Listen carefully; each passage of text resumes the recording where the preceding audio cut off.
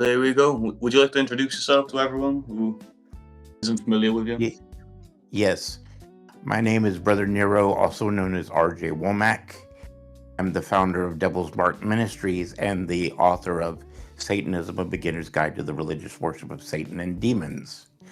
And I'm also the founder of Shadow Path Diabolism. Would you like to tell everyone what you do for Devil's Mark Ministries?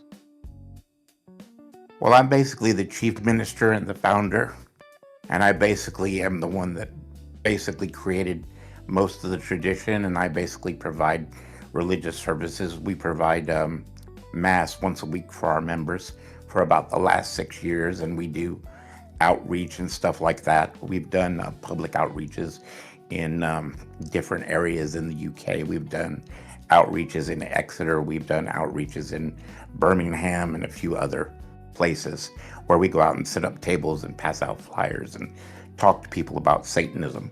There are some pictures available on our website at devilsmarkministries.org if you want to see that. And before we get into so many personal questions, have you been interviewed before? Yes. Jumping right into them, how long have you been practicing Satanism? I've been practicing Satanism since I was 12 years old in 1982. What would you say drew you to Satanism?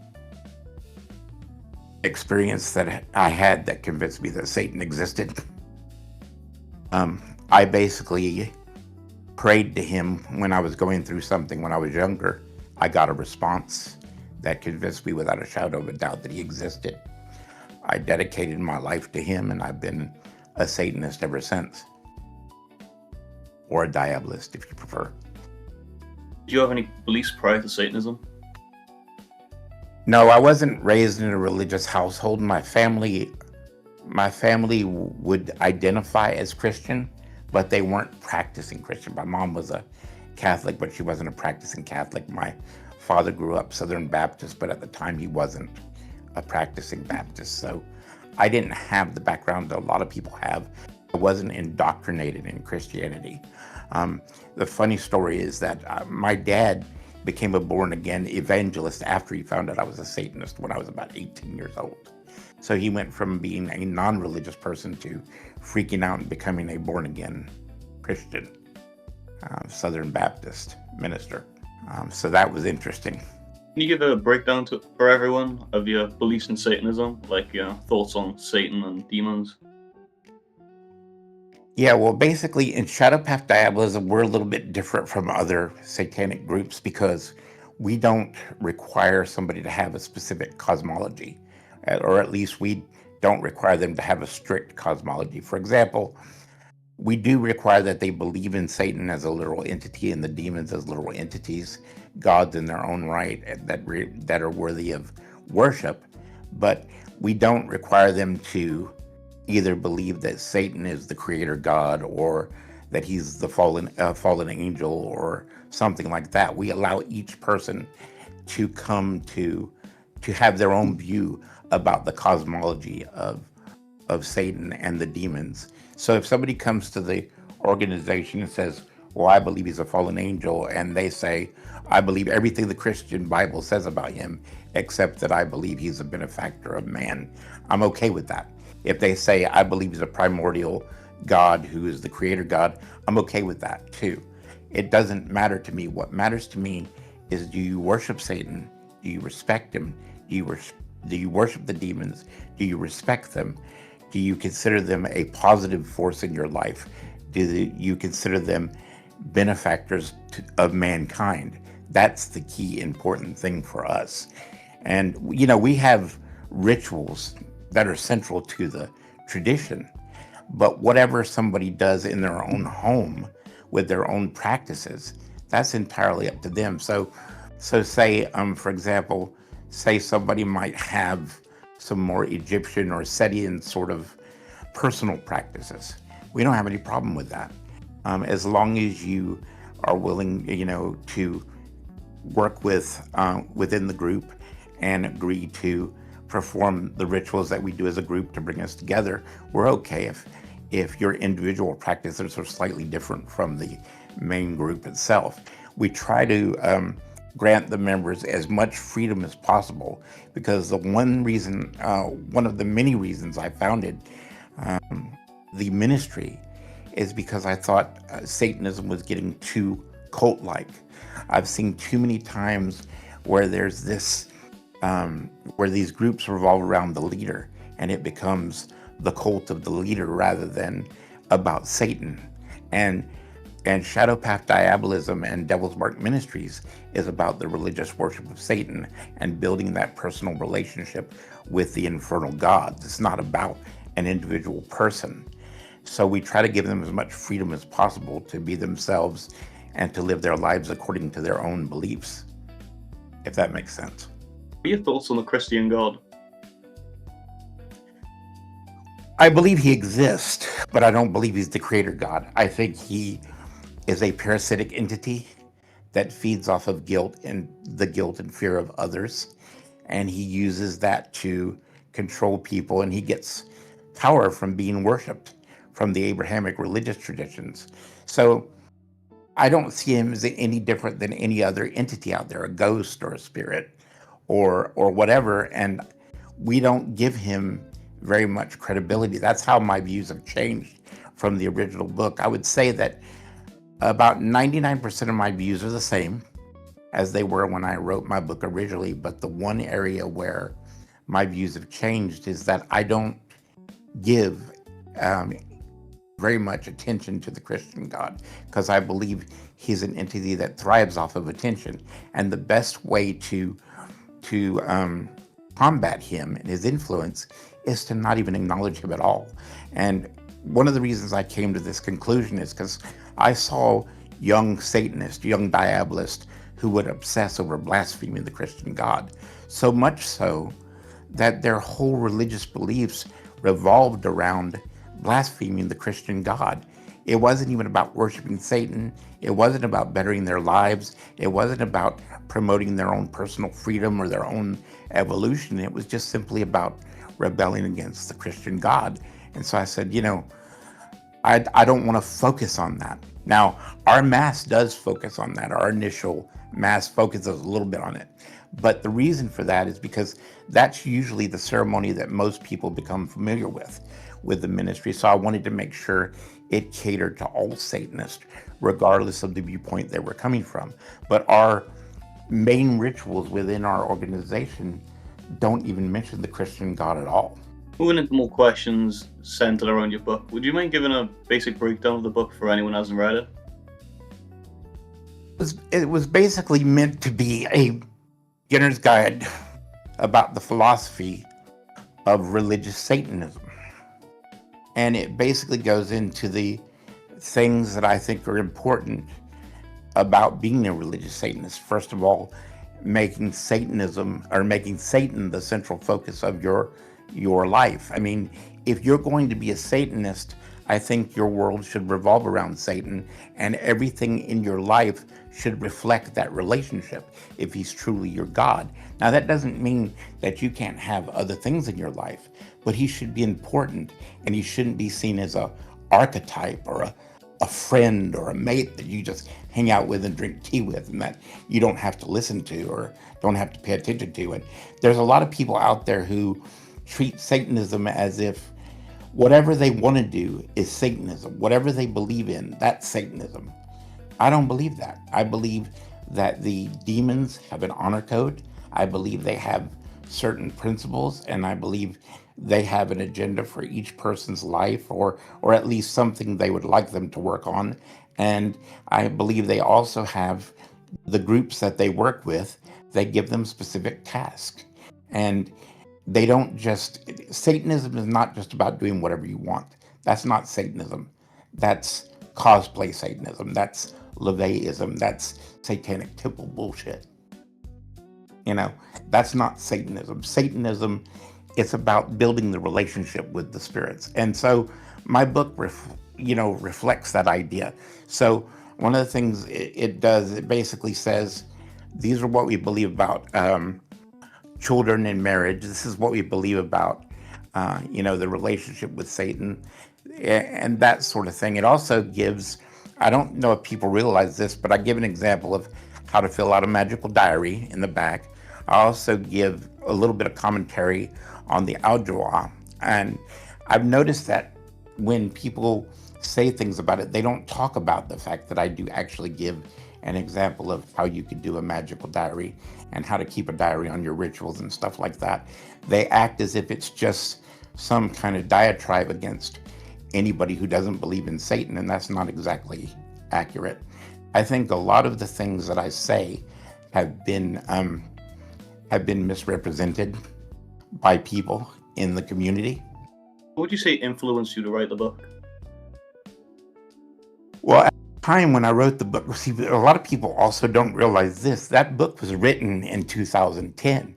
So I saw a YouTube, or I think it was a YouTube, it might have been a blog post, where somebody said, Brother Nero lies because he says there aren't many books written about, religious Satanism. And at the time when I wrote the book, there weren't that many books written on religious Satanism. Marie Ravensoul's book had not been published. Venus Satanis's books had not been published. There were very few books from a religious point of view, but because the idiots can't even read a copyright date, they don't even realize that that book was written, 10 plus years ago. So the whole landscape of Satanism has changed.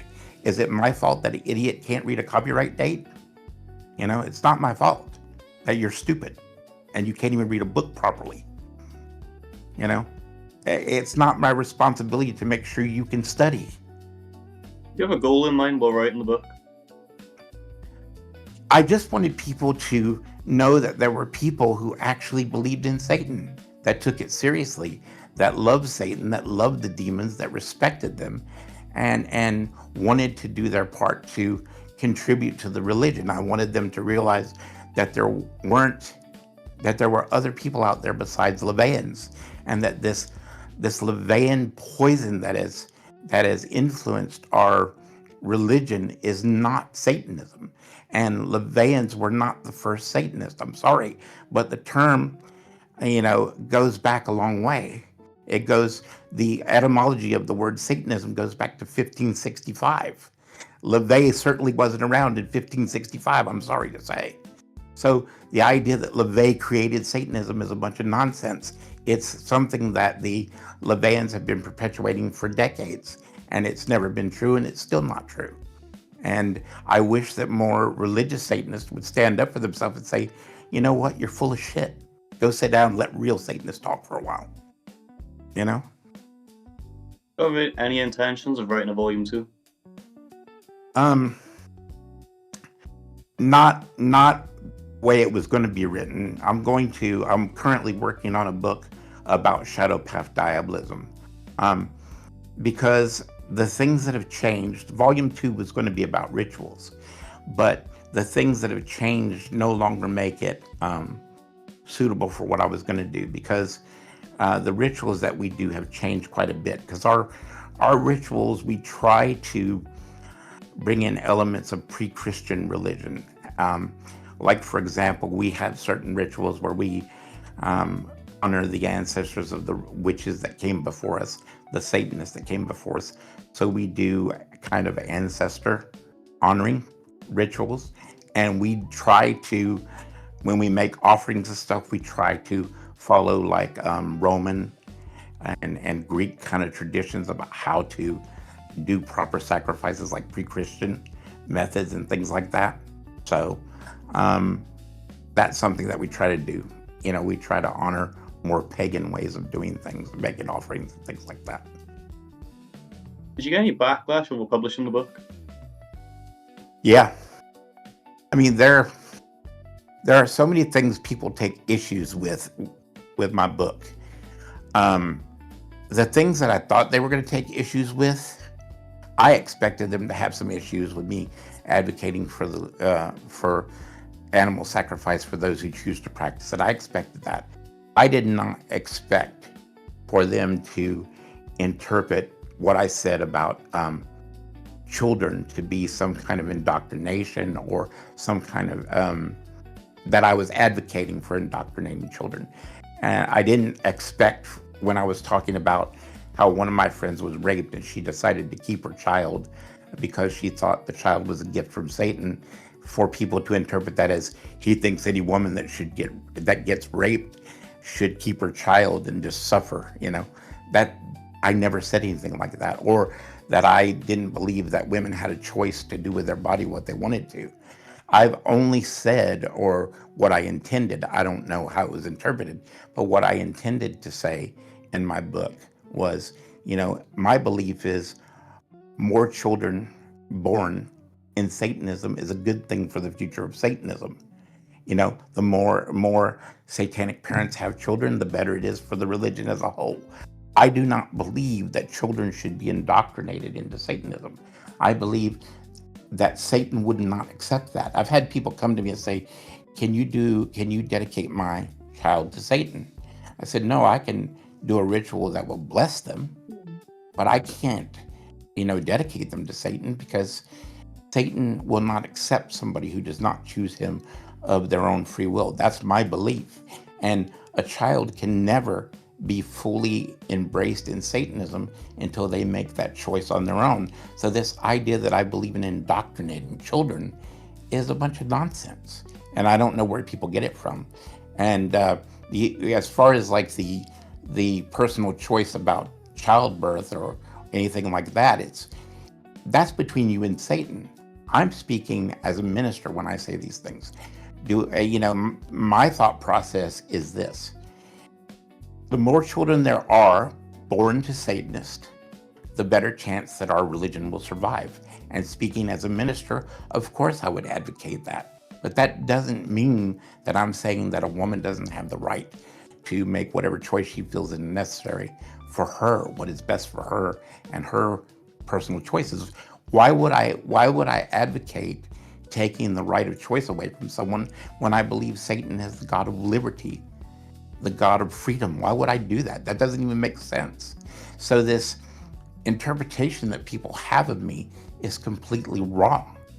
And it annoyed the hell out of me, because maybe it's my fault. Maybe I was so excited in the moment talking about the things I was talking about, or so involved in it, I didn't see how it could possibly be misinterpreted. But it was never my intention to make people believe that I was saying that they didn't have a choice to do whatever they felt was best for them. So that's the most of the backlash that I've gotten from the book. Right. Did you get more backlash from other Satanists or outsiders of the religion? I would say that I get more insults and more disrespect from Satanists than I do from anybody else. Because there's a problem in Satanism where people think that, if they have a particular viewpoint and it's different from somebody else's, that they have to be enemies with that person. I mean, there are a lot of people that I do not like in Satanism. I don't like their views, but I'm not their enemy.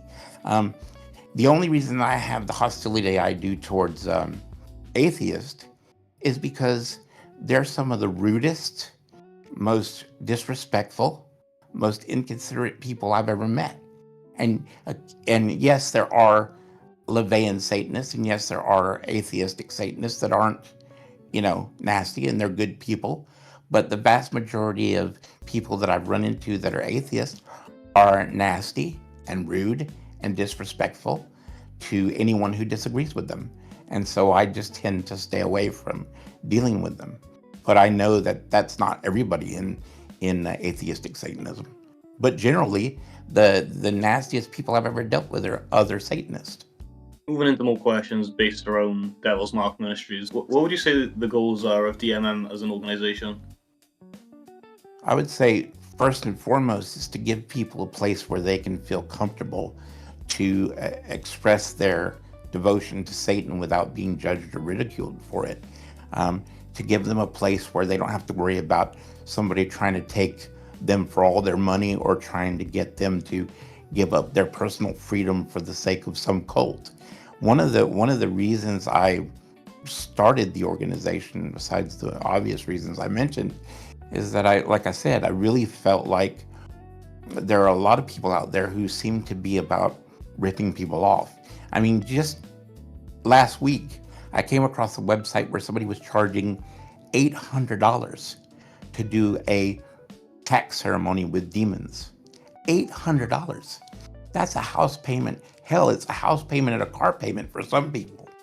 And granted, I don't believe there are many people that are, going to pay that amount of money, but let's say only one or two people pay that amount of money a month. That's a car payment and a house payment, you know, and a little extra spending money besides. So I'm like, I've got to stop. I've got to do something about this. I can't just sit back and watch this. I think it's wrong. So what I'm trying to do is find the cheapest way to make the ministry functional and charge people the least amount of money to be a part of it.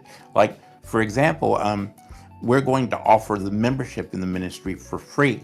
And we're going to offer everything we do, like courses and stuff. Eventually, we're going to offer them for free. But if somebody wants an initiation, obviously we're going to have to charge for that because most of our members are geographically separated. Like, I have members in the UK, I have members in Australia that are my leadership team.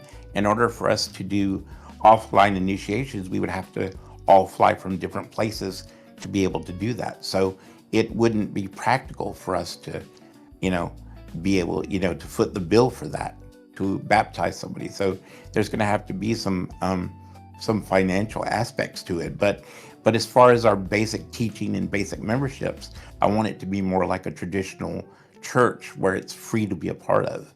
And the only time that you would ever have to contribute any money is when it's just not reasonable for us to foot the bill ourselves. Because I think Satanism has become too much about the grift, about conning people out of their money. I think there's a lot of people who their interest in Satanism is not about Satan. It's about how can I make money for myself. And don't get me wrong, I'm a capitalist. I believe people should get paid for their work, for their books, for their art, all that sort of thing. But there's a difference between charging a fair price and ripping people off. What would you say makes DMM different from other satanic organizations? I would say it's our devotion to the religious aspects of Satanism or Diabolism. For example, we're a religious organization first and foremost. We're a magical or mystical organization secondly. And what I mean by that is we focus on the religious worship of Satan and building a relationship with the spirits and doing rituals that pay homage to them. We're not a magical order. We don't have a degree system, and that's by design. So, for example, we have our clergy or our congregation, people that are in leadership, and we have members. We don't have degree systems. Whatever we teach, we're going to teach to everyone. And the ministers are there to provide help and guidance and to build the community and help the community. They're not there to basically preside over everyone and say, we're superior to you and you have to bow down before us and, follow our every command. We're there in a ministerial capacity, more as like a vicar instead of some kind of head of the order sort of thing. And that's not because we're trying to copy Christianity, by the way. It's because I thought it was the occult community is too obsessed with the I'm a living God sort of attitude. So we wanted to make it very simple, very easy, so that anybody could join and everybody was treated equally from the beginning. And it was more about teaching, about learning, about community more than anything else. Another thing that makes us different is we deliberately stay away from $25 words and trying to sound like Aquino and LaVey and Crowley. We try to, one of the things that we often say in the ministry is we want to be blue collar Satanism. We want to be the type of Satanism that anyone, regardless of their education level, regardless of their experience level, they can understand it. Like, if I had my way, I would write a book called Devil Worship, and it would have no description on the back, nothing. It would just say devil worship. What do you believe in? I believe in the devil. I worship the devil unapologetically. In whatever form you want to say you believe in him, I worship the devil. And it doesn't need any more explanation than that, because simply put, everything that we do is just an extension of that relationship. Everything that we do is focused on trying to build a relationship with Satan. So let's say, for example, I do Ars Goetia, and I were to do an Goetia ritual. The only reason I would be doing that is not to get treasure or not to gain some kind of reward, but it's to get a two-way communication with the spirits and ask them how we can better guide the ministry. So, but obviously, for someone like us, we'd have to alter the Goetia so much that by the time you get through it, probably wouldn't be considered Goetia by many people. But that's something that I've always been interested in, is Goetia, and I've never practiced it because I refuse to practice it that way. So I said to my members, I've said, I want to do a friendly Goetia. I want to do a friendly version of Goetia. And I've been studying, how to do that for about the last 2.5 years. But I also said to everyone that unless I can truly do something that actually works and I can achieve something that actually has something to offer, I will never publish that book unless I believe it can make a difference in the community, because I'm not going to publish a book just to make a profit. If I do not believe that what I'm doing can help someone or contribute to the furtherance of the religious worship of Satan or the infernal spirits, then I'm not going to publish a book just for the sake of it. I think too many people do that. I mean, when you have people that have like 14 books, and it's basically the same shit rehashed over and over again, it becomes very obvious it's not about Satan, it's about something else. That's just my opinion. What's your membership looking like in terms of numbers? We only have about 6 members. We've had a lot of applications, but we're very strict on the type of people we involve in the ministry, not because, a lot of people mistakenly believe that it's some form of elitism. It's not that. I've had the benefit of having the experience of being involved in offline covens more than a lot of Satanists have. And I learned a long time ago that if you are not careful with who you admit into the group, it can change the dynamic of the entire group and even destroy your group. If there's one person who's motivated by something other than the religion, or has some ulterior motive, whatever it is, they can destroy the whole dynamic of the group. And the group that we have is, we like each other. We're all working towards the same goals. And we're not going to let people in until we know that they're going to add to that, group dynamic, that culture, and they're going to contribute to that. If we think for even a moment that they're going to ruin that or somehow distract us from what we're doing, we're not going to allow that. And the other thing is, to be quite honest, I've focused on membership outside of the United States because I find that most American Satanists are influenced by LaVey so much that it poisons everything they do. I mean, even theistic Satanists, when they talk like LaVeyans, they think like LaVeyans. And if you'll hear somebody talk about, I hate LaVey, I can't stand LaVey, fuck LaVey, you'll hear them say that. And then you'll go watch their ritual, and it's just a LaVeyan ritual. There's nothing different about what they do from what LaVey does. So for all their protestations about, I'm different from LaVey, then why do you think, talk, and act like a LaVeyan? And why do you let LaVeyans dictate to you what Satanists can be? Because I'll hear them talk about their philosophy, and it's basically LaVeyan philosophy, but they label it Theistic Satanism. So So, but we're going to be opening up membership in the next month or so, and we're probably going to create a Discord server because my members have been begging me to do that, and I'm not a big fan of Discord because it kind of reminds me of a 1990s forum, because I grew up in the time when you had forums and stuff like that on dial-up networks, and Discord kind of reminds me of that. I don't like the interface, but my friends have said, there's a lot of people that love Discord, so you need to create a Discord server. And I said, okay. So against my better judgment, we're going to do that. So I don't know if it'll be successful, especially after I kind of slagged it off a little bit. But oh well, that's what it is. I am who I am. Honestly, I think you might have a decent bit of success on Discord. What was that? I'm sorry, I didn't hear you. I think you might have a decent bit of success on Discord, all things considered. Yeah, I mean, it's just because I grew up with the bulletin boards and the forums in the 1980s, and it kind of reminds me of that a little bit. And I was so glad when we got away from that kind of stuff, or a MySpace kind of thing. I hated MySpace.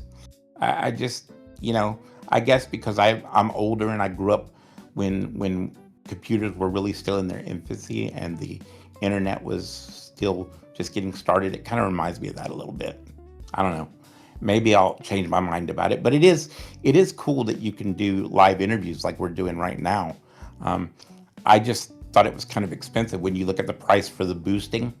It's actually more expensive to boost your server up to the level where you can get high quality audio than it is to use Google Workspace and get audio, a full high quality audio on Google. So I didn't think it was worth it, but my members have tried to persuade me that it is. So I listened to them.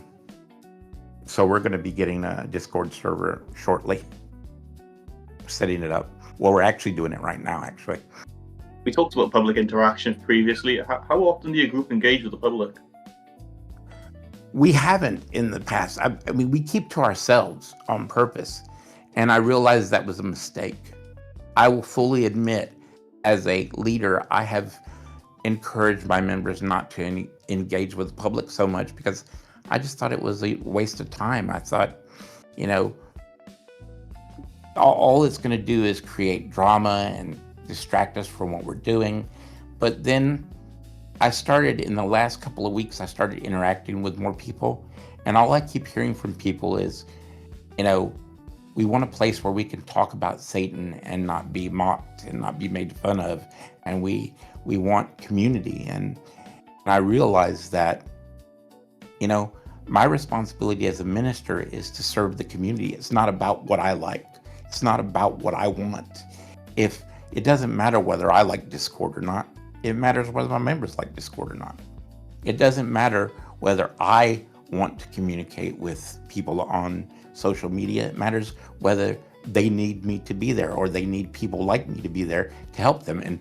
And I'll give credit to some of the people that on Facebook that said, hey, Nero, you'd have a lot more followers. You'd have a lot more people that would support you if you didn't disappear all the time and just hide away and not talk to people. There's a lot of people that appreciate your message and appreciate what you do, but you disappear. And we don't hear from you for like a year at a time, And he just called me out on it. I said, fair enough, dude, you're right. And I made that decision a couple of weeks ago that I would change that. And that's why I'm doing your podcast now. I don't know if you realize this, but you're the first podcast I've done in about 5 years. Yeah, we talked about that in emails, didn't we? Yeah. And the reason is because I've been invited on some podcasts in the past 5 years, but one of them was hosted by a Levian, and I said, nope, not interested. And then another was hosted by a Theistic Satanist, but I had issues with some of the things that they were doing, and I just didn't feel comfortable with it. So I didn't go on it. So, I mean, for me to be here on your show tells you what I think of your channel. I respect it. I respect your fairness. I respect your honesty. And I think you're doing a great service to the community through your channel because I think you're fair. and I think you're honest about it. And I don't, when I listen to you speak, I don't sense that you're putting on an act for people or you're trying to put on a show. You're just being yourself, and I appreciate that. And that's why I decided to come on your show tonight. Thanks for that. That actually means quite a bit, all things considered, because I wasn't going to tell you this in the interview, but I've actually watched your podcast for a good number of years. Your book was actually one of the first I had ever read on Satanism. Yeah. Yeah. What did you think of it? Did you think those things about me too, that most people do? No, I didn't actually. When I looked at the public response, like when I first got into Satanism, I was a good bit of a loner. I didn't straight away get into the old social media thing. I stuck to myself for a good number of years, and I agreed with a lot of the things you said. Like I agree with the, like in the preface you fully state that like not everyone will agree with the stuff in the book and all that stuff. I agree with your stance on devotion. Like in the book you say that someone's a Satan. If you're a Satanist, you're a Satanist 7 days a week, 30 days a month, 365 days a year, and that is how it should be. You're not a Satanist on occasion or when it's convenient. You're a Satanist for your life. It's something, if you genuinely believe in this, you should genuinely believe in it, and you should genuinely act like it. And I feel like that sentiment isn't held by enough Satanists. Yeah. That's one of the reasons why I said it, because I think people just kind of put on a costume sometimes. That's why I say the term that I use is they're cosplay Satanist. That's what they are. They put on the clothes and they put on the makeup and the eyeliner or whatever, whatever it is they do, the robes or whatever, and they play the role.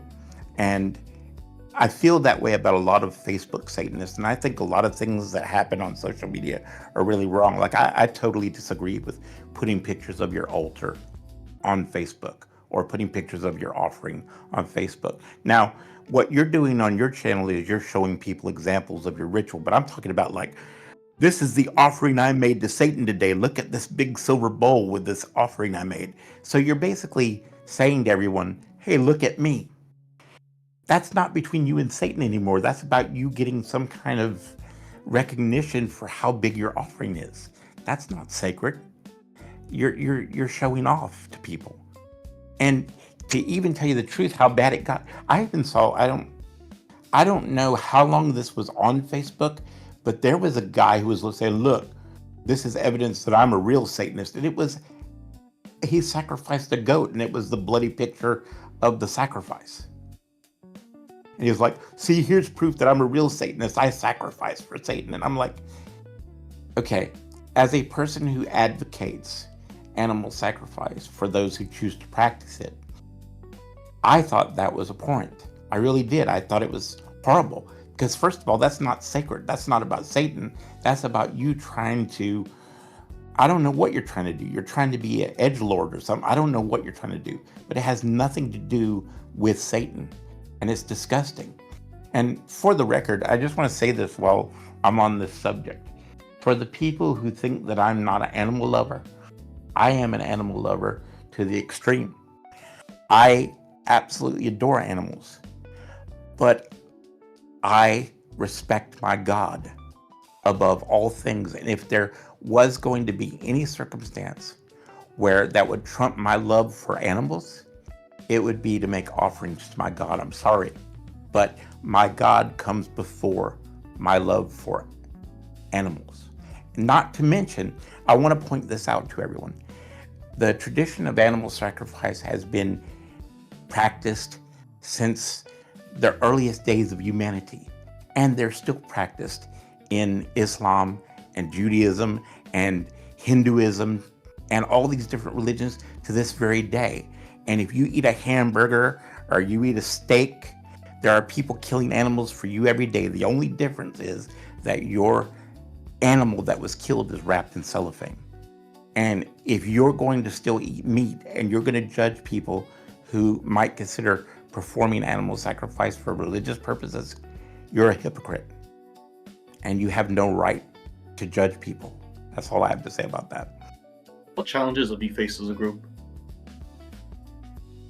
Well, like I said, one of the things that One of the reasons we call it shadow path diabolism is because I wanted to get away from the people that you talked about on your channel, the teenage Satanists, the people that were just trying to do it to be edgy, the kind of what I refer to as the black metal kids.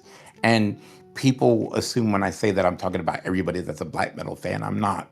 I'm talking about those people that their whole idea of Satanism comes from, their black metal bands that they listen to, or from horror movies or whatever. And a lot of people will not take this organization seriously, no matter how many steps I go through to make it legal, to make it legitimate, to do everything I can to give us some credibility, because they associate us with people like that, or they associate us with the anti-cosmic Satanism or whatever, and we're not anything to do with that.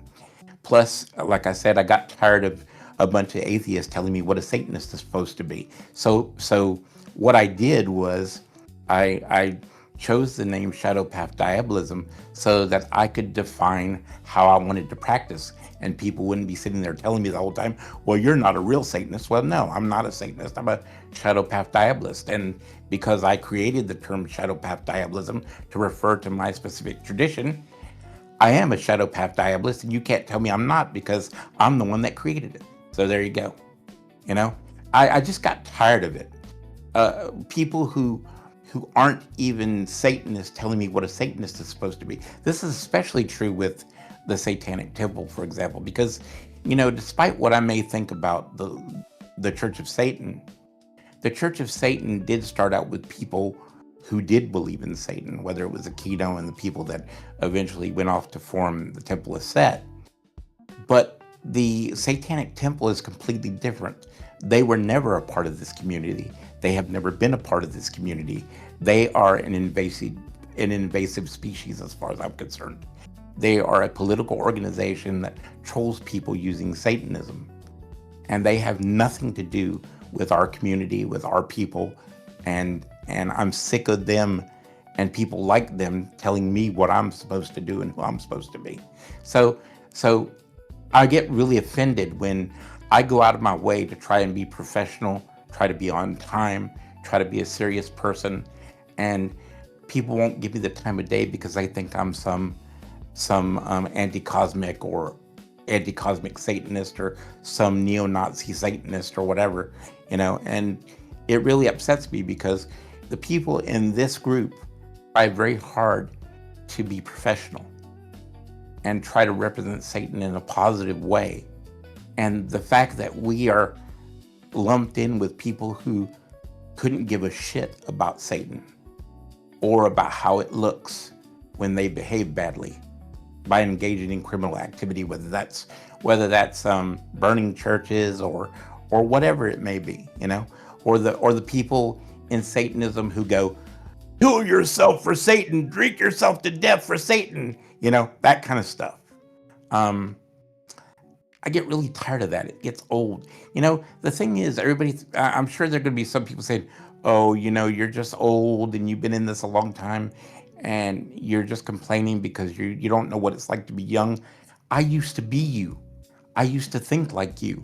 I used to say the things that you say because I started out as a metalhead that got into Satanism at age 12. I know exactly what you think. I know exactly what it was like to be like that. I grew up. I matured as a person. And if you stay in Satanism long enough, you might too. I was you. So don't tell me I don't understand you. I do. Anyway, sorry, I don't mean to get on my soapbox, but you get me on your podcast, give me an opportunity to speak for myself. I'm going to do it. Yeah, I'm a great listener. I will just let you ramble, honestly.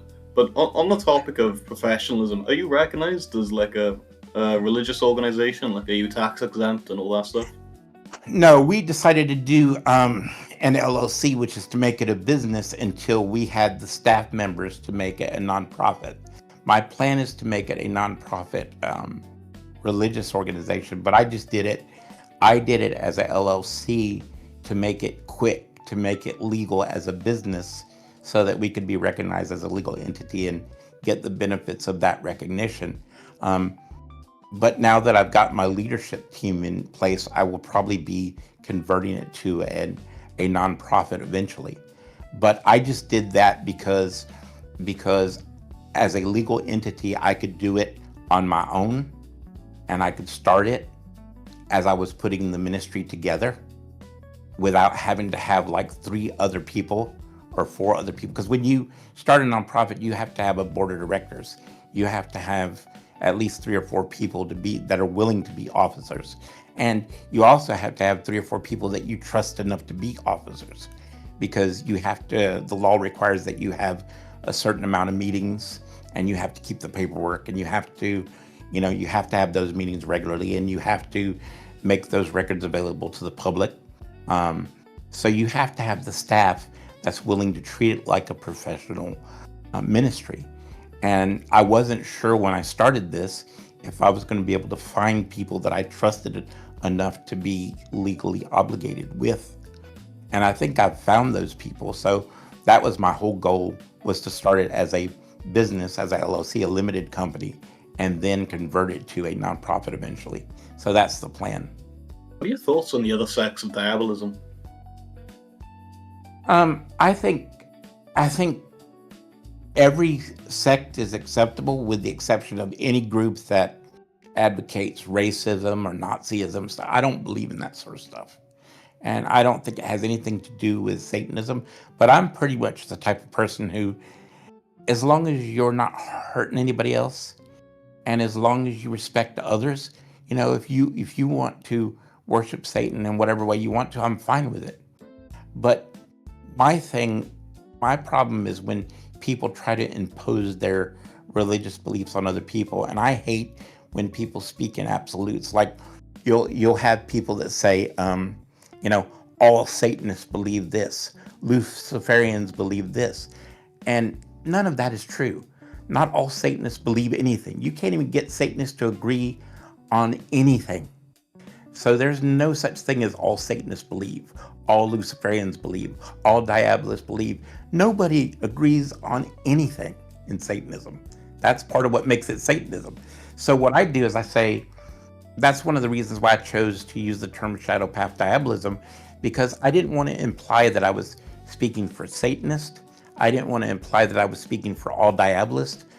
I only speak for my ministry and my tradition. That's it. Everything else, everybody has their right to do whatever they want to do, and to do it in their own way.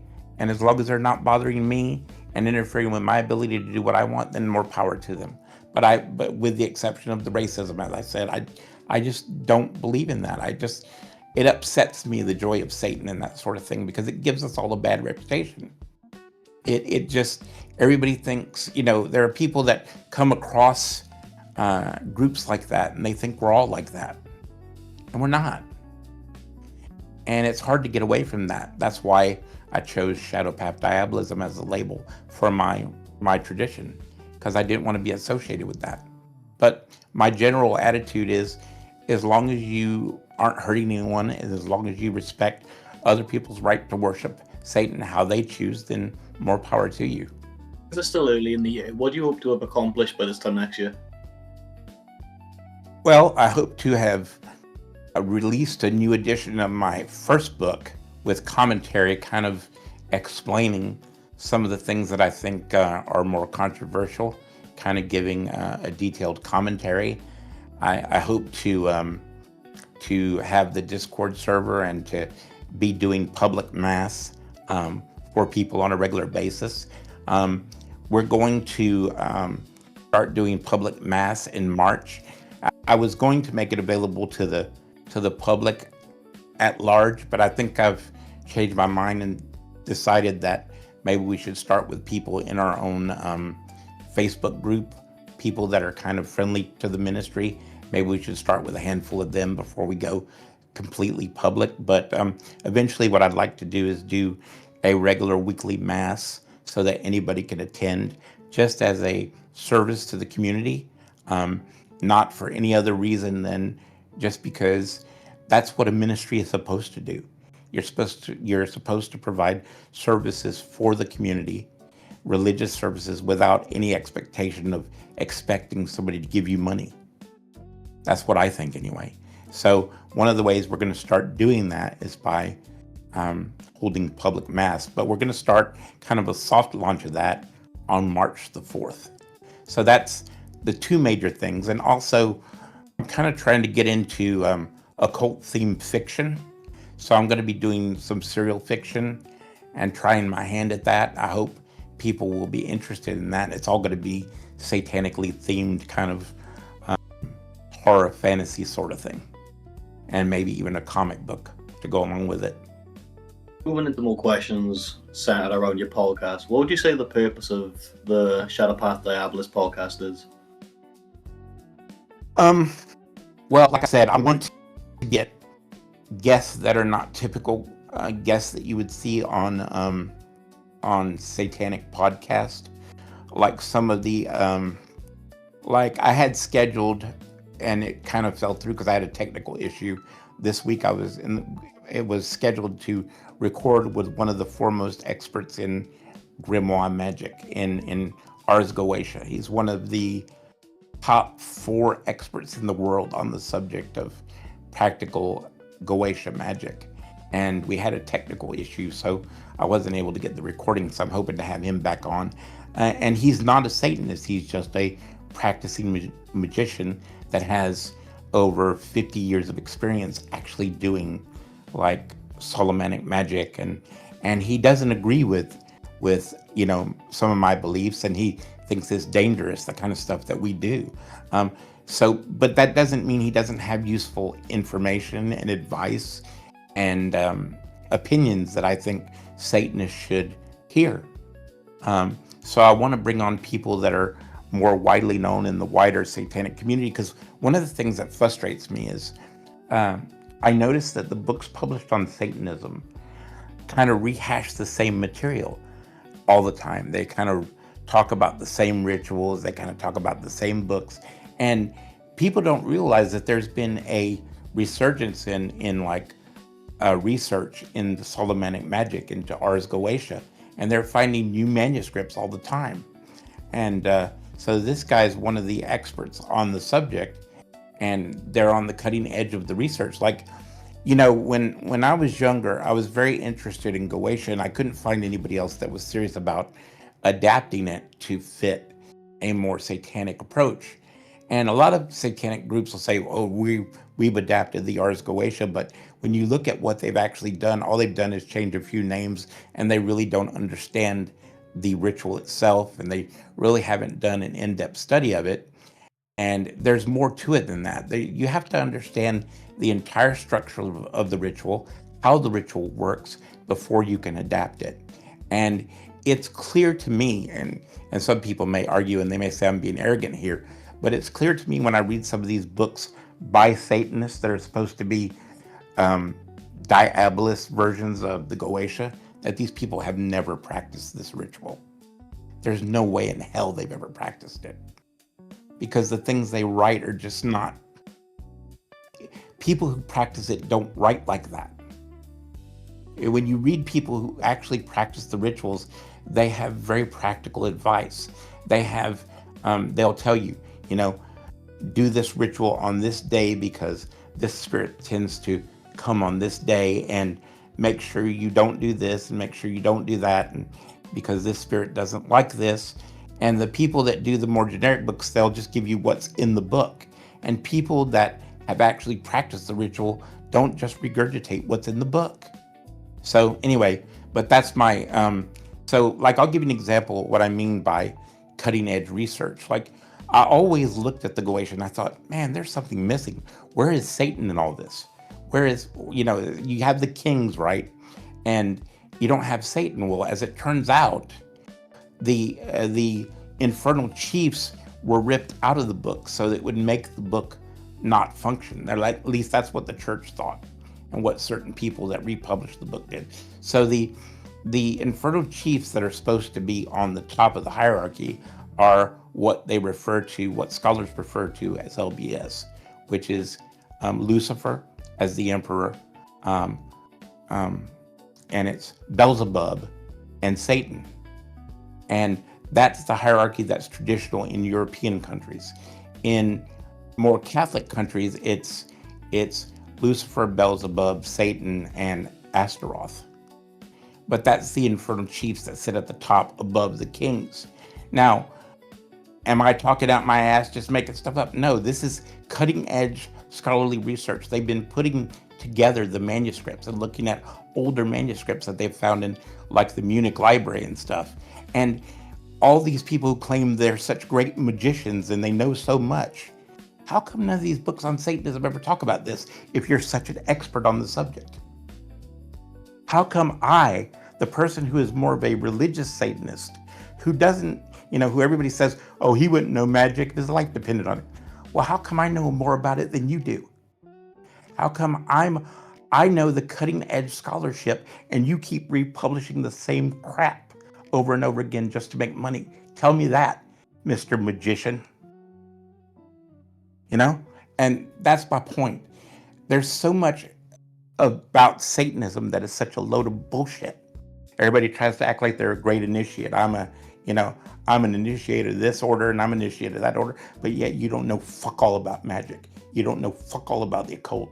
You don't know fuck all about Crowley or the Golden Dawn. You're a hack.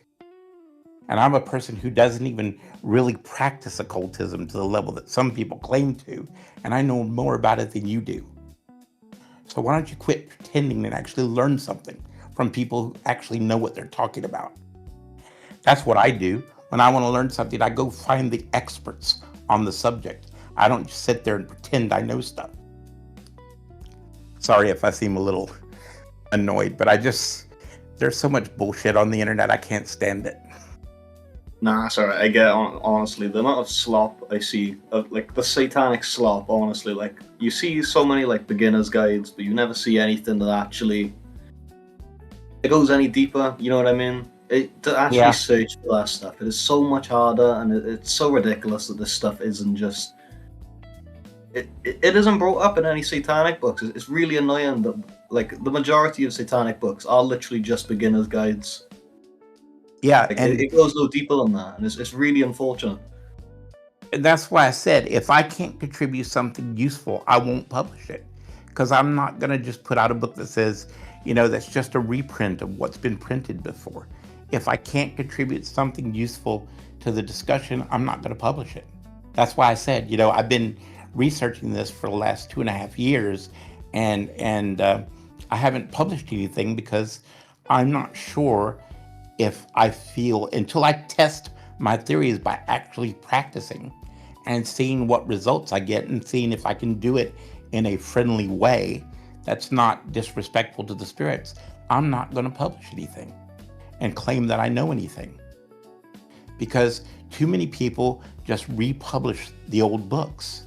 And a lot of people will republish the book, like say they'll publish a book on magic and they're just rehashing Crowley, or they're just rehashing Golden Dawn, or they're rehashing LaVey, and they're just rewording it a little bit, but it's the same shit. And why would I want to learn from you when I could learn from Crowley, or I could learn from LaVey, or I could learn from McGregor Mathers? Because they certainly knew more than you did. Clearly, by the way you write your books, they know more than you. So why would I want to learn from you when I can learn from them? See, and that's my other issue, and I want to bring this up. I always say, we're first and foremost a religious organization rather than an occult organization. The reason I say that, we don't use the term left hand or right hand path in our religion because I think those terms are used to gatekeep and to belittle people and to categorize magic. So what we do is we just practice. We don't put a label on it. We kind of have more of the hoodoo kind of attitude about it. In hoodoo, they say, hoodoo practitioners practice with both hands. We practice with whatever hand is appropriate for what we're trying to do. And so we look at magic as whatever you intend it to be. If it's all based on the intention, whether it's dark or whether it's positive, it's based on whether it's meant to harm or help. So there's no reason to put labels like a right or left hand path on what we do. We just do it. We do whatever's in our best interest at the time, so there's no need to label it. And I wish more people would get away from these artificial labels, because all they are is to create, like I said, gatekeeping to make people feel inferior, or this person's evil, or this person's less of a magician than we are because they're a left-hand path magician and we're a right-hand path tradition, and all this stuff. And it's just a lot of bullshit. Just like most of the initiation stuff that you see, it's a load of bullshit. Most of them have never been initiated into anything. And they go around, we created a magic order and here's our degree system. Well, what have you done? Have you ever been a part of the Golden Dawn? Have you ever been a part of the OTO? Have you ever been a part of the Temple of Set or any of those organizations? No? Well, then how do you know what they do? Oh, they say, well, it's published. Yeah, but they also have a current. They also have a magical energy that flows through their organizations. And if you've ever been initiated, you would know what that means, because if you have a real initiation, you start to have dreams and you start to have manifestations based on the energy of that current. And if the coven that you're a part of that claims to be a magic order does not have a magical current because the people aren't real magicians who understand magic, then you're not going to get anything from your initiations. Just because you create a bunch of degrees and you say they're degrees doesn't mean anything if you don't know what you're doing. And don't get me wrong, I'm not saying that I'm some adept, some great magician. I'm not. I'm just a guy that worships Satan. That's it. I'm just a minister. I'm just a vicar. I'm no magician. But I think me as just a vicar of Satan, if you will, knows more about magic than some of the people who claim to be part of these great orders. That's what I think. And the other thing, go ahead. Continue. Go ahead. I was just going to say the other thing too is another thing that puts me off is any group that says, we're a part of the Illuminati. Shut up with that. Shut up. That's ridiculous. And there are satanic groups that do that. And as soon as I hear that, I'm like, whatever you're going to say next, it doesn't mean anything, because you just said everything that needs to be said about the kind of person you are by saying, we're part of the Bohemian Grove, we're part of the Illuminati, we're part of the Secret Brotherhood. Yeah, okay. Whatever, dude. Anyway, go ahead, sorry. Yeah, do you think you've achieved what you set out to do with the podcast? The original podcast or the new one that I'm working on? Oh, the original. No. I'll tell you the honest truth. I don't really enjoy podcasting that much anymore.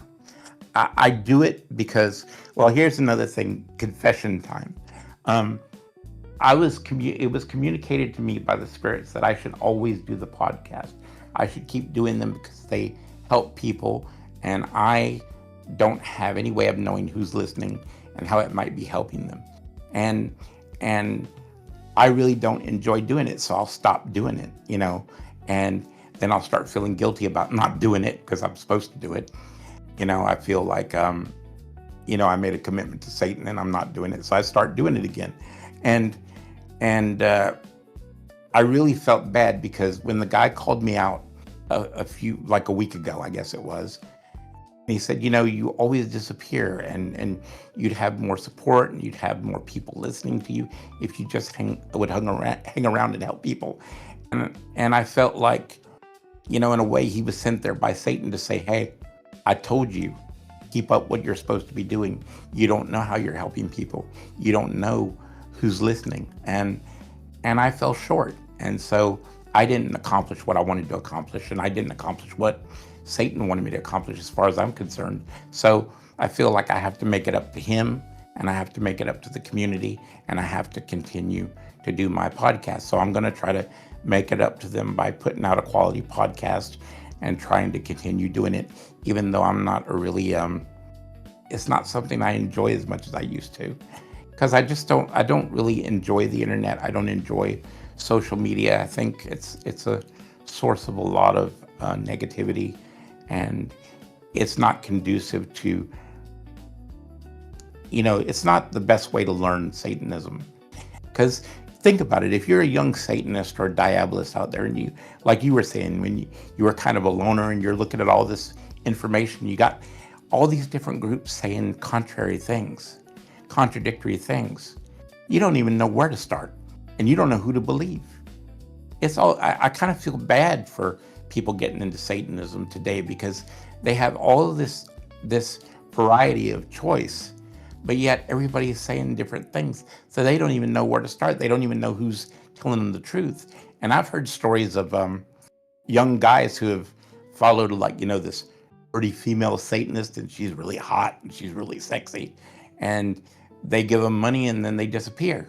Or one guy told me, he said, Brother Nero, I want to ask you something. This is a real story, and this is several years ago. That's the only reason I'm telling this, because this guy's probably moved on to something else in his life years ago. But he said to me, he said, I had this Satanist from Russia that I was really into, and we were going to get married and have children and everything. And he said, she asked me to send her the money for her plane ticket so that we could get married. And do you think I should have done that? And I'm like, dude, you're never going to see that money again, because I doubt that was even a real, a woman. I think it might have been you've been scammed. He told me later that it was in fact a scam, and he'd been taken for about $2,000 or so. So, I mean, that stuff really happens. It's a really bad environment to learn Satanism. So I'm trying to create a ministry, and maybe through the Discord and by doing a public mass for people for free, maybe they'll start to see that there are people who actually believe in Satan, who actually care about this, who, for them, it's not a scam, it's a religion. So I'm hoping that we can change that. And I know there are people who probably think that I'm just a scammer like everyone else. I'm sure they do. But I'm hoping that over time, we can change people's views about that. And I'm hoping that maybe people will say, you know what? I might have read Nero's book and I might have thought he was this thing, but I realize maybe he's the real deal after all. And I hope I can live up to that standard, and I hope I can change people's mind, even the ones that disagree with me. So they can at least say, I don't agree with him, but I can at least respect him, that he actually believes in what he's trying to do, and he's sincere about it. That's my hope for the ministry, is that it will eventually at least make my enemies say, I don't agree with anything he stands for, but I think he really believes it. That if it does that, and it leaves something that will help future generations of Satanists, then I'll have done my job, and I'll feel like I can go. I really do believe in a literal Satan and the demons, and I believe that when I die, Satan's going to ask me, so what have you done? And I want him to be able to look at me and be proud of what I've done. And I'm sure he'll say, you've done some bad things in my name. You've made some serious mistakes, but overall, you did all right, kid. You did all right, kid. You did what you promised. How long have you been in satanic circles online? Well, it's hard to say, because my father was a computer programmer and he was a hardware technician. So I've been on the internet as long as it's been public. I already had a website in, I believe it was 1994. I had a website about Satanism, and by no means was it anything professional or anything, but it was a Satanism website even before the Temple of Set and the Church of Satan. I've been around so long. It's probably about 94. I was on, I don't know if you remember services like CompuServe and AOL and like Prodigy and stuff like that. I was even talking to people about Satanism back in the day when AOL was the only thing you had available, for the internet. So I've been around a long time, but like the guy was saying to me the other day, I disappear because I get really frustrated with the online community, because I think, like I said, I don't think it's conducive to serious teaching or learning.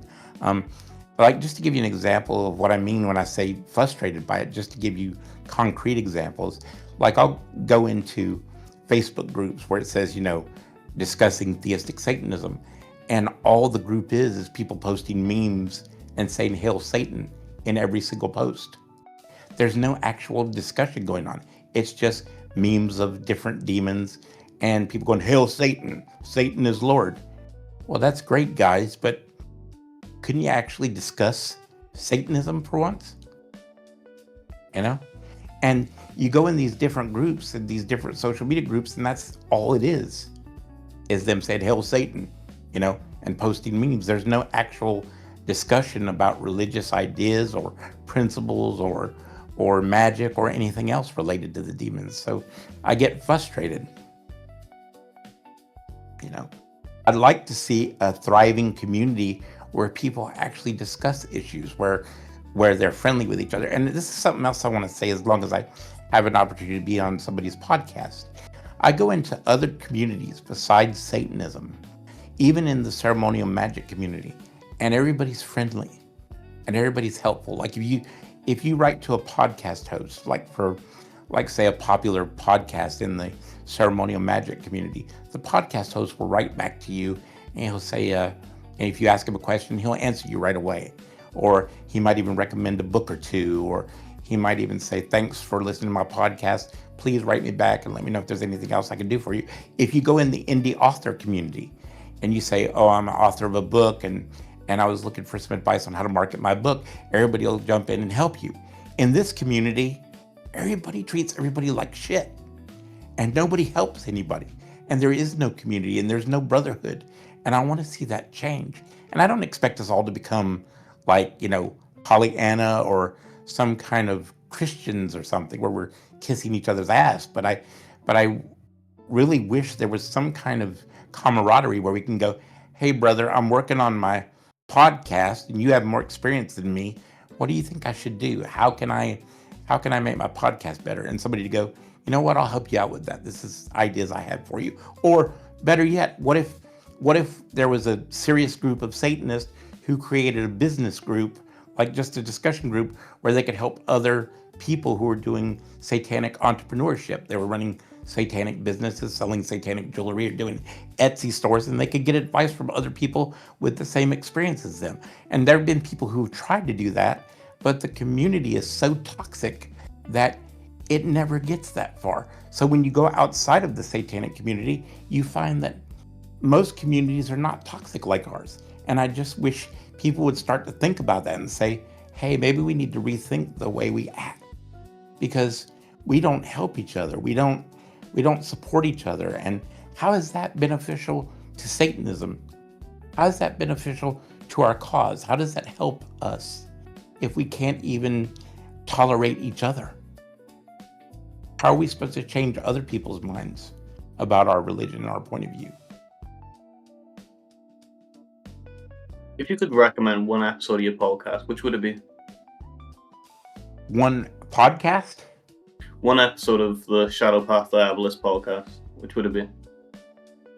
I don't know. I mean, I think I can't say specifically because I've done so many of them that I forget what I talked about. But I would say any podcast where we're talking about respecting the demons and taking your pack seriously, because I think that's so important. I think people make pacts with spirits and they don't really give it a lot of thought. And it's funny because I've had a lot of discussions with ceremonial magicians recently about the seriousness of pacts. And one of the things they talked to me about was that they think Diabolists don't take their pacts very seriously. They think that they just kind of go willy-nilly into it. And when a ceremonial magician makes a pact with a demon, they typically give it a lot of thought. They'll write it down, they'll write it out, make sure there's no loopholes or any areas of confusion. They might even take a couple of weeks to write it before they do the ceremony. And Satanists, myself included, I'll put my hands up and say I've been guilty of this, because when I was 12 years old, I just said, "Yes, Satan, I'll serve you." And I didn't give a lot of thought to what that meant, But again, I was only 12 years old at the time, so I don't hold myself, I can't blame myself too much. But a lot of people, they don't think about what they're saying and the things they agree to. So I think anything where we talk about making pacts with the demons, I think those are important podcasts to listen to. And I also want to say that, this idea that demonic spirits are immoral, they're not immoral. They're kind of amoral, I would say. They have their own honor code. It may not be a Christian honor code, but they're not devoid of honor. And one of the things that even ceremonial magicians will tell you is that if you're a person who breaks your oaths to the demons, they may let the other spirits know that you're not honorable, that you can't be trusted, and they may not help you because it gets around in the spirit world that you're not reliable, that you're not honorable, that your word can't be trusted. And that's been my experience as a Satanist. And I know other ceremonial magicians who are not Satanists who say the same thing. The worst thing you can do is lie to a spirit. They don't appreciate it. And it may cause problems for you in the future. And I know there are some people who probably say, oh, that's ridiculous or whatever. Look, you don't have to listen to me. You don't have to believe me. I'm just telling you what I experienced. And if you don't agree with me, that's fine. You don't have to. I'm just telling you what I've experienced, what I know to be true from my own personal experience. If that's not what you've experienced, fair enough. But I've also been doing this for 40 plus years. So if you value that at all, then I would suggest that maybe you think about what I'm saying. And if you don't agree with me, it's fine. Moving into some uncategorized questions, because I didn't really know where to put these ones. What are your thoughts on Mayor Ravensoul and her departure from Satanism? It's not unexpected. This is like the third time she's done it. I don't think people realize that Marie Ravensoul has flip-flopped at least 3 different times from Christianity to Satanism. The first time she did it, I didn't know her. The second time she did it, I stopped talking to her. And then she came back to Satanism the third time. And I said, look, you're back into this. Promise me you're not going to do this again. Oh, I'm not. I won't. It'll never happen again.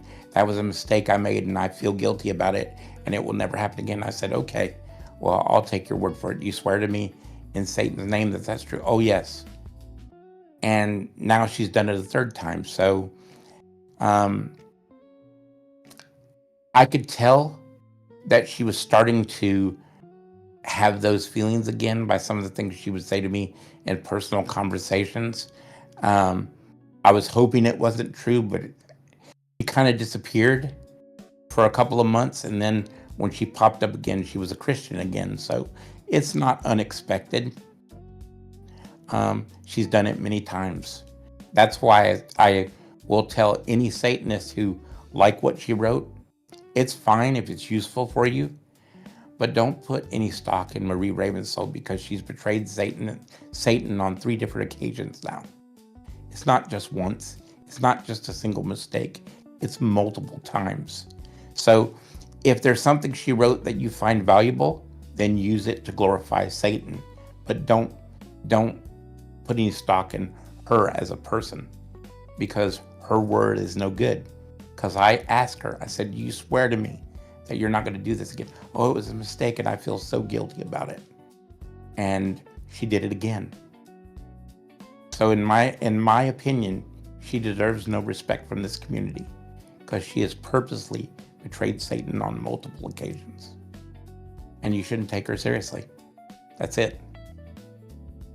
What history do you two have? As she seems to be decently involved with you before her departure from Satanism, like even going as far as shouting you out in the preface of At Satan's Altar. So I was wondering, well, like how you two met, what history you met. I've known her for 20 years. We met online, and we never met in person because we never had the chance to travel to where each other were, but we knew each other as friends for 20 years online. The reason that she gave me a shout out in her book is because Marie, like many other writers and many self-published writers, myself included, we all feel like we're imposters. We're not real writers. We're not good enough, right? So So we need people to encourage us to say, come on, release the book. Come on, release the book. You can do it. It's good enough. Trust me. And so, when she was writing her stuff on her website, she was working on her book for years, the first one, at Satan's Altar. And she had all this self-doubt about her ability. I don't know if it was about her ability to write so much as it was maybe the people wouldn't like the book. So I encouraged her to release the book. Release the book. It's good enough. It's finished. Release the book. And so that's why she made the dedication in the book to me, because I was one of the people that encouraged her in her writing and told her that her writing and her book was good enough to release it, because she was scared to release it. And that's not saying anything specific about Marie or that anything about me that makes me special. Every self-published or even traditionally published writer has that self-doubt. They think they're an imposter. They don't really think of themselves as a real writer. They never think of themselves as good enough. And so they need that encouragement to say, it's good enough. Either put it out or send it to the publisher, let them see it. So that's what I did for Marie, was I would just encourage her to believe in her writing, and not to just put it on the website, but put it out in a book and put it on Amazon. And that's the truth of the matter. It's nothing more than that. That's what the dedication was about. What do you believe makes someone a Satanist? I think it's something you have to be called to. I think you have to feel the call of Satan, or you have to feel some connection with him.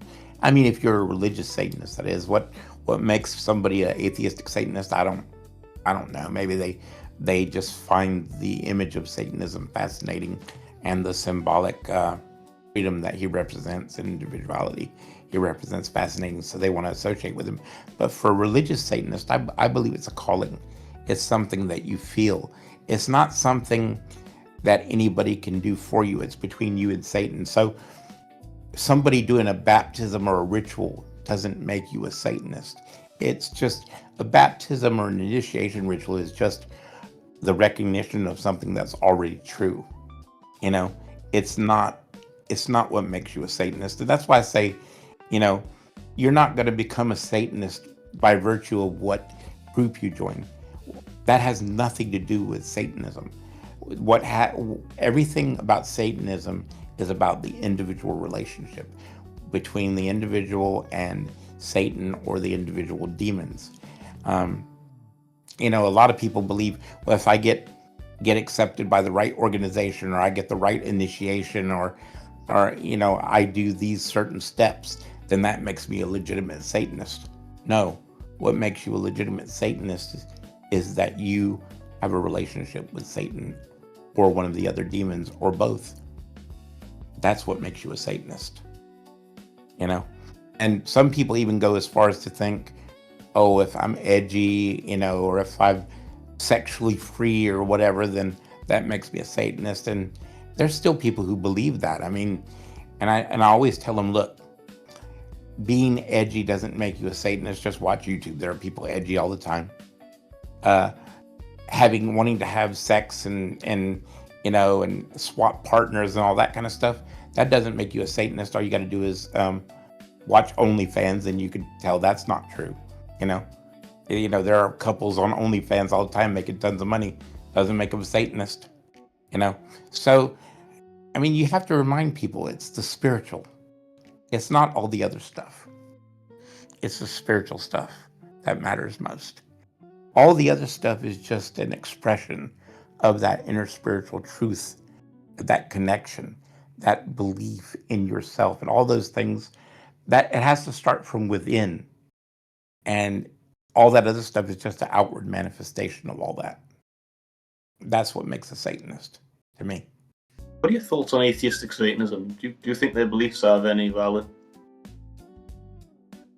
I think if they would just say, we have our beliefs, we don't agree with theistic Satanists, and they were just to leave it at that, and they were to allow people to each to have their own belief system and leave theistic Satanists alone, I don't think there would be any harm in it. But I don't think they do that. They go out of their way to take over the definition of Satanism, even though historically it meant the religious worship of Satan. If you go back and look at dictionaries before the Church of Satan became prominent, you will see that it was defined as the religious worship of Satan, not as a belief in Satan as some kind of figure that people associate with. Now you'll see that the definitions have been changed to be more friendly towards LaVeyans, but if you look at even dictionaries from the 80s and further back, you'll see that the term Satanism actually referred to people who worship the devil. So this idea that it's always been known as an atheistic religion, again, is bullshit. But even that, I wouldn't be bothered about it so much. But it's just the fact that they want to impose their beliefs on other people. That's what bothers me about them. If they would just keep to themselves or respect other people, I wouldn't have a problem with them. It's because they impose themselves on the satanic community and call anyone who doesn't agree with them a fake, a fraud, that I have an issue with them. It's the same reason I have an issue with the Satanic Temple. They're a political organization that's using Satanism to promote their ideas. And I don't agree with that. You're using my God that I believe in to promote your religious or your political ideas, and you don't even believe in him. You're using him as a gimmick to get the attention of a bunch of Christians or the media. And to me, that's disgusting and disrespectful. And so that's why I have an issue with them. But if they, again, even if they would just do their thing and not try to act like they speak for everyone else, I would let it go. But far too often they try to act like they're the official spokesman for Satanism. And neither one of them are. And theistic Satanists should stand up against it and say, we're not going to let you be the voice for our religion. You're not the only voice out there. You're not the only people that call yourself Satanist. And you shouldn't have the right to dictate to the rest of us what is true and what is not true. And you should not be the only one that the media speaks to. That's the other thing. For whatever reason, the media has decided the only the only Satanist worth speaking to are the atheists. They totally ignore theistic Satanists completely, and they act as if we don't exist. And that annoys me. And I wish that more people would say, we're not going to put up with this. And every time the Satanic Temple goes out and says things, acts as if they speak for everyone, that the satanic community should organize and say, no, you don't. No, you don't. We have something to say. Maybe if more theistic groups got together so that our numbers would be bigger and they opposed the Satanic Temple or the Church of Satan, maybe the media would take notice. But since we don't get along with each other and no one can get along with each other for 5 minutes, that's never going to happen because we can't come together and agree on anything. And I wish it was different, but it's not, and it probably never will be, unfortunately. What's your thoughts on people labeling Diabolism as reverse Christianity? Oh, well, as I said, it's frustrating to me because, to me, reverse Christianity means that you believe everything the Bible says is true, and you believe the devil or Satan is the Christian interpretation of the devil, or you believe that he is a version of, he's like the, how do I want to word this? You believe that Satan is a Jesus figure, he's just a substitute for Jesus or for God. I don't believe that at all. I like I said, I believe in Satan more as the dark man, as Carnunus, as a spirit of the wild animal nature. That's his nature, and that's kind of the way I think of him. So I kind of have more of a pagan view of him, and that's kind of the way my views have evolved a little bit. I don't see him as much in the Christian way as I used to. But again, he's my God regardless. So it doesn't matter to me whether you call him Satan, whether you call him Carnunus, whether you call him Melekteus, whatever you want to call him, that's my God. And I served him until the end. And if it turns out he is the Christian devil, so be it. I don't care. I'm not bothered about all the definitions and all the possibilities. I just know that he's my God, and whoever he is in the end, and whatever his fate is, that's my fate. Because I made an eternal commitment to serve him, and I'm fine with that. I don't need to have, he doesn't need to fit my definition of him in order for him to be my God. I'm fine with whatever the truth is. Before we wrap up, do you have any questions for me? Well, I guess the only question that I have is what made you decide to do what you're doing? What made you decide to start your channel? And how would you say your views differ from mine? I'm kind of curious. Well, honestly, the reason I started my channel is, well, very similar to your own. I saw that too much of Satanism is people talking about the exact same stuff, and I think it's so fucking...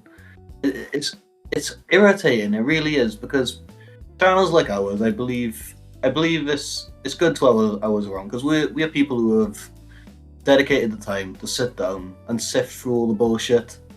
You know what I mean? Even though we don't agree on very much. Although we've sat down and we've got a mutual understanding that Satan exists. All right, we may have different methodology, but we want the exact same things. You know what I mean? There's no point even fighting over it. Yeah, exactly. And I think there's not enough of that for beginner Satanists. There's too much of people saying, like you said, there's too much of people saying this is how it is, when it's not. That's why I like having people like you or GTOS or Magister Kangaroo on my channel, because although we disagree, we want the exact same things. I want the betterment of Satanism for everyone. I don't care what people are practicing, whether they're practicing GTOS or they're practicing Diabolism or Luciferianism. More Satanists is beneficial for everyone. It's a universal net positive for everyone in Satanism that more Satanists are practicing Satanism. I think we can all agree on that, which is why I actually agree with you on the child thing with Satanism. I don't think that's indoctrination. I think that's just a general fact. More people being in Satanism is better for everyone. You know what I mean? The more there is strength in numbers at the end of the day. That's just a fact. You know. Even LaVey agreed with that, by the way. Even LaVey agreed with that. Although I disagree on LaVey with quite a lot of things, he got a lot of things right, and that is one of them. Strength is definitely in numbers, and the more attention you have from people, from the public especially, the more strength you have, because it gives you a sort of public presence, which is kind of why I wanted to start this. Because when I started my channel, like maybe 3 years ago, there was Mary Ravensoul and Alistair Nart, and those were the only two real satanic channels. You know what I mean?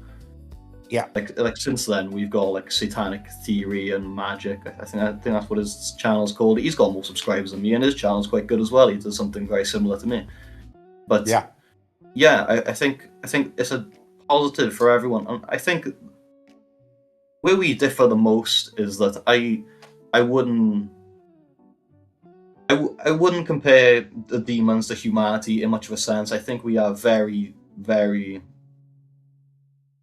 We're very different. The gods are very... they're the furthest thing from humanity we could possibly have, really. Like, I don't believe that humans have the trait... I don't believe the gods have traits of humans. I believe that humans have the traits of gods, essentially. Like, the only reason that we see any similarity between us and the gods is because we have the essence of them at the end of the day. You know what I mean? So what do you think the difference is between us and them? What do you think their agenda is, and why do you think they interact with us? I'm very curious about this. I don't think they really interact with us. I think we perceive them. You know what I mean? I think if they have motivations, they're vastly beyond our comprehension. So, you know what I mean? So do you think we're deluding ourselves when we think we have contact with them? Do you think, or we're just seeing kind of like aspects of them, or what do you think? I believe there's sort of manifestations, really, because everyone perceives these things differently.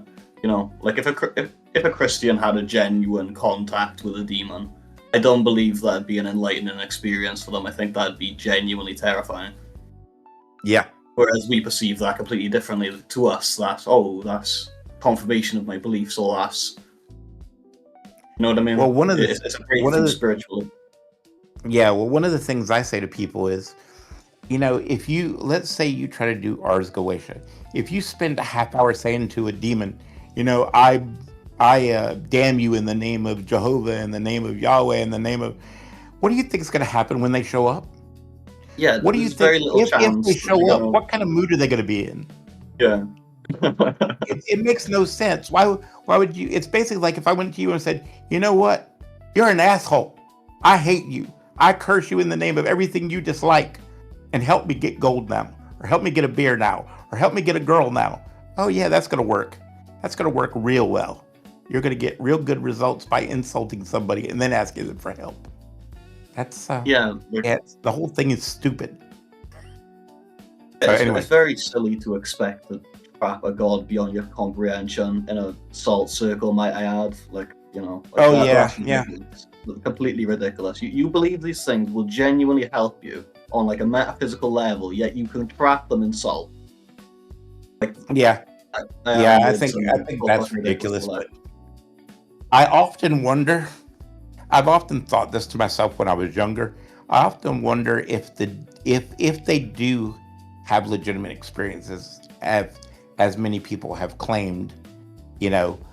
People that are non-believers in the demons, right? Non-Satanists.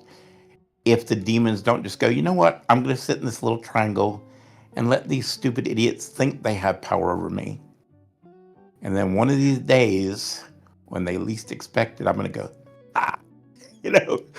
thought you were in charge. Did you? Fuck you, And I suspect that some spirits are like that. I really do, based on what I know about them. But anyway, I don't know. But another question I have for you, and this is an important one. What has been your experience, being that you're in England, with how the British approach Satanism as opposed to the Americans? Do you notice a distinct difference? I have, actually. I don't think I've faced nearly as much stigma as a lot of American Satanists have. Because, although I don't share my identity on YouTube, I've talked about this many times. Like, everyone important in my life knows I'm a Satanist. Like, I don't make it like it's a pretty much like it's a very open thing. If you ask me something, I will just tell you. I'm not a very private person outside of the internet. Mm-hmm. And the stories I've heard from American Satanists, especially ones from the Bible Belt, like Alabama and things like that, they seem to be seriously outcasted. You know what I mean? I think Brits are generally a lot more open-minded with stuff like that, in my experience. Well, in my area anyway. Yeah. Well, the other thing is that your vicars are not as fanatical. They're just not. Oh yeah, I think that definitely plays an aspect too. Yeah, and I know that the Americans are coming over there. The evangelical Christians are coming over there and starting to train your vicars. I know they're getting a little bit more aggressive with their preaching, because I know for a fact they're going over there. Because when the last time I was in Exeter in 2012, I haven't been back since 2012. I noticed a definite shift from when I first started coming over there. Before you go to the church or something, and the vicars would be there, and they're very quiet and professional, and they don't really say a whole lot, right? And then I noticed when I was leaving, they were standing out on the corner like the American preachers do, because the American evangelists have been coming over, training the vicars how to be more like American evangelists. And I was like, oh shit, this is coming over here, man. But so I'm sure it's getting more aggressive over there than it was in the past, but it's still very. It's not like it is here. I mean, you could lose your job here if you say it to the wrong person. I don't think that would happen as much in England. And I would also say my experience with offline covens in England is that British Satanists seem to be more serious, more scholarly, more. Not everybody, but as a general rule, they tend to be more serious about their practices. So that's why I tend to work with British Satanists more than most other Satanists. I tend to work with non-Americans more than anybody else. Like you mentioned previously, I think that leads a lot into like the whole Anton LaVey influence. Because Yeah. I've noticed, especially like a lot more Americans have delved into the LaVeyan stuff than they have anything theistic, and then they tend to just like base the theistic beliefs on top of the LaVeyan ones, which is really silly because LaVey's beliefs are based off of earlier occultists anyway. You could easily get that information from somewhere way better. You know what I mean? Yeah, and that's something else that's very funny. People don't give LaVey credit for the occultist he was, because he did everything in a very simple sort of way, and he broke it down to basic stuff, basic ideas. Like the Satanic Bible is just Aleister Crowley for dumb people. That's what it is. It's Aleister Crowley for people who aren't capable of understanding Aleister Crowley. The philosophy is basically the same thing that Crowley talked about in Liber Oz. Basically the 9 satanic statements are basically a watered down version of Liber Oz by Crowley. And LaVey was clearly familiar with Crowley, was clearly knowledgeable about Crowley, and he studied many occultists, and he was very familiar with like high magic and stuff, but he deliberately chose to simplify it, to make it available to a broader audience. And people think LaVey wasn't a serious occultist.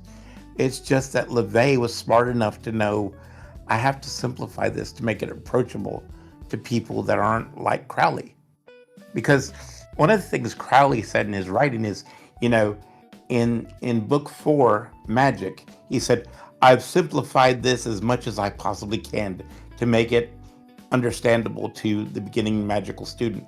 Now, if you've read book 4 at all, you know that if that's his idea of simple, straightforward language, he was completely fucked up. Now, don't forget that Crowley wrote Magic book 4 when he was high on ether. Yeah, he had a serious drug addiction. Yeah, he was doing ether in the bathtub while he was dictating Magic book 4. So, as a person who's written a book before, I'm like, I have mad respect for Crowley if you could do ether and dictate a book to your. He was high on masculine while writing the Book of the Law. Yeah. I can't imagine how anyone wrote anything while high on masculine. Yeah, that's what I'm saying. It's like, it's kind of a feat within itself to be able to complete a manuscript of any sort. So you have to respect him for that. But all I'm saying is that, one of the things that, like I said, I pick on the Church of Satan a lot. And when I was younger, I used to be very, very anti-Anton LaVey. But as the years have gone on, I realized he did contribute something. He formalized Satanism. He made it, a religion instead of just a collection of small cults in different countries, of witches or whatever. So I'll give him that. But he didn't create Satanism, but he did kind of formalize it a little bit and give it some structure. So you have to give the guy some credit for what he did and his contributions, but you don't have to overdo it. You don't need to shave your head and shave your beard and get a goatee and start looking like Mini LaVey just because you respect the man.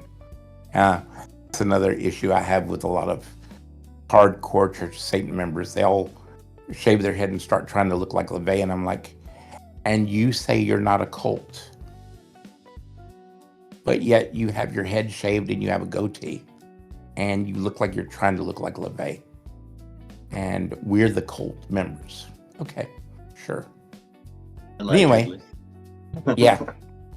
But the one last question I would ask you too is there anything that you learned from doing this podcast for the short time you've done it that you were surprised about? Is there anything that your mind has been changed by doing this podcast as far as like Satanism in general, what you thought Satanists believed or what you thought the community was like? Honestly, no, because I had a lot of experience with Satanism before, well, especially the online space, because I've been within the online space of Satanism for like, at least like 7 years at this point. And before, I've only been doing this podcast for about 2 years, sorry. Yeah. And the people I interview onto this podcast are generally people that I'm already quite familiar with, because I had a I had a previous incident where I invited somebody that I wasn't familiar with at all, and they kind of just like they ruined the whole setup I had. So like I tend to make sure the people I have on here are like serious Satanists. Like if I've looked through your content and I think that you are the real deal, and I think my audience will enjoy what you're gonna say, then I'll Yeah. let you on. But other than Yeah. that, you know what I mean?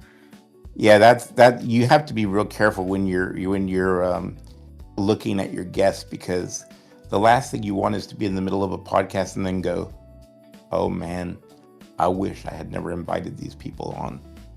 And now I Yeah, just gave them a I've had platform. an issue like that.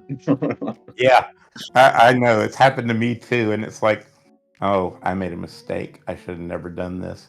And there were actually interviews that I did not air. See that people think I haven't done many interviews. There's been a couple that I did, and after I did them, I decided not to air them because I thought I don't want to give this person any promotion. And I don't have a big audience. I mean, hell, I think your channel has more subscribers than mine does. you know, but but I don't want to give people an audience of any kind if I think what they're teaching or what they're saying is going to be negative. So I will say that. You know, so you have to Yeah, be real I've careful. got one it's completely just Patreon only. Like I invited this. Like he was supposed to be like a satanic rapper or something like that, and I actually thought that was quite cool because he promoted that he was some sort of like Luciferian. I didn't look too Uh-huh. far into what he believed, and when I invited him on the channel, like you could tell it was an act. You know what I mean? Like the guy Yeah. wasn't serious at all. You know what I mean? Like So I see. how did you bail out of that? Did you did you just kind of like go with it until the end of the interview, or Yeah, did you bail I just out? went through with it till the end of the interview, and I just never uploaded it. It's on my Patreon now. Like Oh, if people pay for thing, they can see me embarrass myself. oh, I might join your Patreon just to listen to that, just so I can say I've Oh been no, there. I like haven't heard. it is honestly like you'd see me progress. You can hear me progressively getting more disappointed throughout the interview. Well, like I said, don't feel bad about it. I've been there, and fortunately for me, it wasn't live, so I could choose not to air it. So, and I did. And in fact, one of the interviews I did, um, I can't remember that book that came out about the Satanic Temple. Was it The Devil Made Me Do It or something like that? What was that book that the journalist wrote? Um, I can't remember the name of the book, but it was something like The Devil Made Me Do It or The Devil Speaks, or no, that's LeVay. That's a LeVayan book. I can't remember what the name of the book was, but he wrote a book on TST, and I interviewed him to talk to him about it, but I realized he claimed to be like a non-bias, a non-bias observer, and I just really got the feeling that he was more of a supporter of TST, and he wasn't really reporting it as a non-biased journalist. And I just didn't feel comfortable with it. I didn't want to give TST that kind of promotion on a traditional Satanist podcast because I felt like they were already getting enough media without my attention. And like I said, I'm not being egotistical. I know my audience isn't very big, but I don't want to contribute to them at all if all they're going to do is, be a sycophant for them, And so I just didn't feel comfortable with it. And I was honest with the guy. I said, I'm not going to I appreciate that you came on for the interview, but I just don't feel comfortable giving, the Satanic Temple that kind of promotion. And I'm just decided I'm not going to run it. And I felt bad for the guy because he made the time to come on and he didn't do anything wrong because he was just speaking his mind. But I wasn't going to give them that kind of promotion. So that interview never aired. And I felt like I wasted the guy's time and I felt bad for him, but I just couldn't in good conscience do that because I didn't feel like he was non-biased, you know? So that's one thing. And then I've had other interviews where I'm like, oh no. And there are podcasts that I chose not to go on because I saw some of their other guests. I'm like, no, I'm not going on any podcast that would have that person as a guest. Because I know what they believe and I don't want to be associated with that. Yeah, with that, I think we'll be wrapping things up. But thanks for coming on the podcast. Genuinely, I've really enjoyed our discussion today. Okay, thank you for having me. I really appreciate it. I wish you Yeah. all the luck with your channel and everything that you do, and I hope the community treats you well, because it's not easy Yes, trying to make your way in this community. Yeah, I know that much. You But take I care, wish man. you I all the best appreciate it. with everything. And yeah, Hell Satan. Okay. And I hope to speak to you again soon. Hell, Satan. Take care.